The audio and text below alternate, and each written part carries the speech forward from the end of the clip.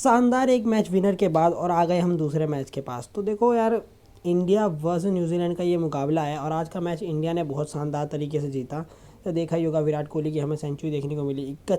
अब बात करें हम इस मैच की, तो हिमाचल क्रिकेट एसोसिएशन स्टेडियम में ये मुकाबला है जो खेला जाएगा इंडिया वर्सेस न्यूजीलैंड के बीच में। इंडिया का एक और मुकाबला होगा होगा और ये मुकाबला होगा जैकपॉट मुकाबला होगा। इसमें दोनों में टीम ही एक तरफा मैच नहीं जाएंगे जैसे अभी जा रहे हैं फिलहाल, वैसे मैचेस नहीं देखने को मिलेंगे। बात करूँ इंडिया के लेटेस्ट फॉर्म के ऊपर, तो देखो इंडिया अभी फाइनली आपने देखा आज का मैच इंडिया का बांग्लादेश के साथ था और शानदार जीत हासिल करी इंडिया ने और काफ़ी नेट रन रेट से।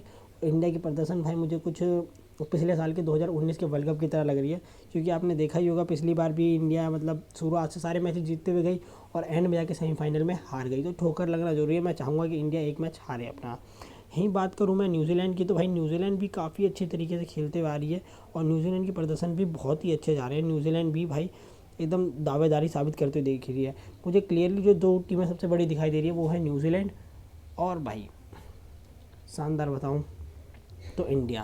भाई बात करूँ Himachal Pradesh cricket association stadium की, तो भाई देखो एकदम मौसम एकदम साफ़ रहेगा, बारिश की संभावना बिल्कुल भी नहीं रहेगी। कुछ वेदर आपको यहाँ पे क्लियरली ऐसे विजन हो रहा होगा।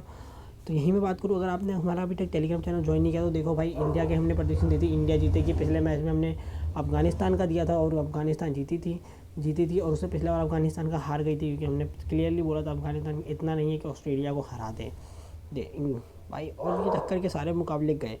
अभी मैं बात करूँ रीसेंट फॉर्म की इंडिया की, तो इंडिया जीत win win win lose win win, अभी 3 मुकाबले जीती और ये चौथा मुकाबला भी आज का जीत ली इंडिया ने। ठीक है, वो अभी शो नहीं करता क्योंकि अभी रिसेंटली मैच ओवर हुआ है। यही बात करूँ न्यूजीलैंड का, तो वार्म अप मैचेस भी जीती और भाई win win win win win. अब ये मुकाबला देखते हैं दोनों ही टीमें जो डॉट है और कैसा जाता है। टीम फॉर्म दोनों ही टीमों की काफ़ी अच्छी, दोनों ही टीमें वर्ल्ड कप में सबसे मजबूत दिखाई दे रही हैं। यहीं बात करूँ अगर मैं total ODI statistics on venue की, तो भाई देखो अभी तक इसमें 6 मुकाबले गए, जिसमें से फर्स्ट बैटिंग करते हुए 2 मुकाबले जीते गए और सेकंड बैटिंग करते हुए 4 मुकाबले। तो देखो भाई पहले प्रेडिक्शन मैं दे दूँ कि हमारी तरफ से जो जीतेगी वो जीतेगी इस पिच के ऊपर चेस करते हुए। पिच आसान रहेगी एज़ कम्पेयर टू डिफेंड। ठीक है, बात करूँ यहाँ पे अभी तक तो फर्स्ट इनिंग में बने एवरेज स्कोर जो बना 230 का रहा है और हाईएस्ट स्कोर 364 का रहा है 9 विकेटों के नुकसान पे, जो इंग्लैंड द्वारा बनाए गए थे, और लोएस्ट स्कोर इंडिया द्वारा बनाए गए थे 112 रनों का 10 विकेटों के नुकसान पे। यही बात करूँ स्कोरिंग पैटर्न की, तो देखो सेकंड प्रेडिक्शन भी आपको दे दूँ, बिलो द 200 3 बार बने, 200 से 249 एक बार बने और 250 से 299 0 बार, और भाई 300 अबव 2 बार बने हैं। पिछले मैच में ही बात करूँ तो भाई देखो मैंने क्लियरली बोला था कि 250 से 299 के बीच में रन बनते हुए देखेंगे और यही हुआ पिछले मैच में भी।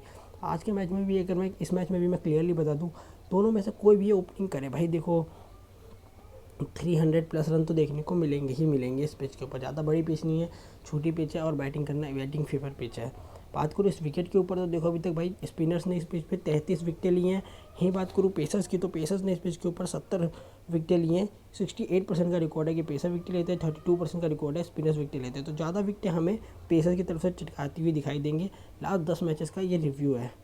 तो इस मैच में भी हमें पेसर ज़्यादा दिखाई देंगे, यानी कि अगर मोहम्मद शमी को खिलाया जाता है तो मोहम्मद शमी एक बहुत बड़ा रोल अदा करेंगे। यहीं मैं बात करूँ अगर इधर से न्यूजीलैंड की तरफ से ट्रेंट बोल्ट काफ़ी बड़ा योगदान दिखाई देंगे, पर बाकी स्पिनर्स तो हमारे विकेट हटकाते हैं ही। बात करूं भाई पिच बिहेवियर की, लास्ट 7 मैचेस की बात करूं इस पिच के ऊपर, तो देखो भाई बॉलिंग फेवर पिच रही है, पेसर सुटेबल पिच रही है, लेकिन पिच छोटी है, बॉलिंग फेवरेबल रहती है, पर रन भी ज़्यादा दिखाई देते आपको दिखेंगे। तो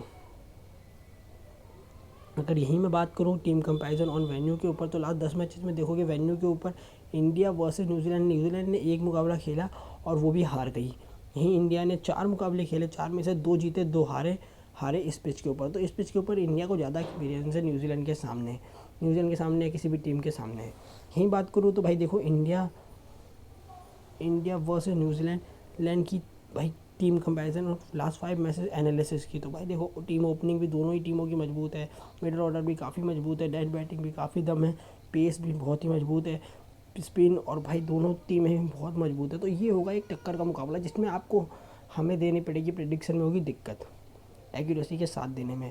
बात करूँ हेड टू हेड की, तो देखो भाई 2023 में मुकाबला हुआ था, थर्ड ओडीआई ये सीरीज़ खेली गई थी न्यूजीलैंड टूर ऑफ इंडिया का, जिसमें से देखो भाई इंडिया ने क्लियरली न्यूजीलैंड को बुरी तरीके से हराया था, समझो।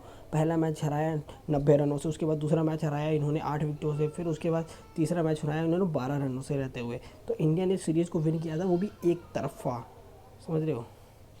यही बात करूँ भाई इस पिच के ऊपर विनिंग प्रोबेबिलिटी ऑन वेन्यू की, तो देखो भाई फर्स्ट बैटिंग करते हुए कि 38% है 5 मैचेस में, और सेकंड बैटिंग करते हुए कि 50% है। पहले मैंने बोला था कि चेज इस पिच के ऊपर सुटेबल है, चेजिंग करती हुई टीम ज़्यादा अच्छा प्रदर्शन देती है। हाईएस्ट टोटल की बात करूँ इस पिच के ऊपर जो 346 रन इंग्लैंड के द्वारा बनाए गए थे। यही बात करूँ लोएस्ट स्कोर 112 रन इंडिया के द्वारा बनाए गए थे। यहाँ पर हाईएस्ट चेज जो हुआ है अभी तक 227 रनों का चेज हुआ है, वो भी इंग्लैंड के द्वारा चेज किए गए थे। और लोएस्ट डिफेंस जो रहा है 330 का रहा है इस पिच के ऊपर, जो भी इंडिया के द्वारा डिफाइंड किए गए थे अगेंस्ट ऑफ वेस्ट इंडीज़।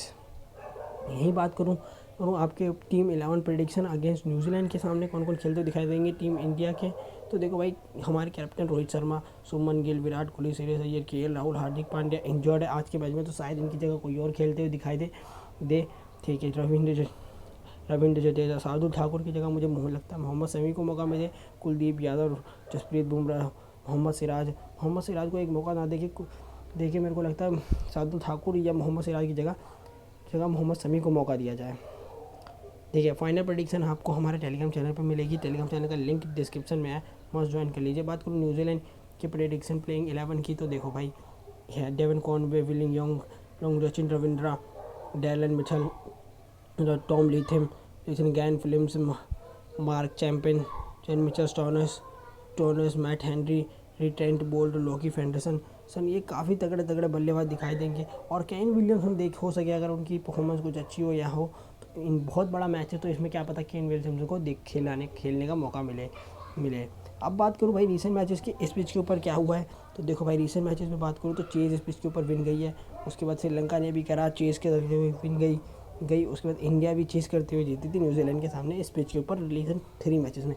तो भाई क्लियरली ये जो पिच है वो चेज को सपोर्ट कर रही है। तो टॉस एक बहुत बड़ा पहलू होगा कि कौन जीतेगी कौन हारेगी, इसका फैसला करने के लिए हमारी तरफ से अगर मैं विनिंग टीम दूँ आपको, तो विनिंग टीम हमारी तरफ से इंडिया है।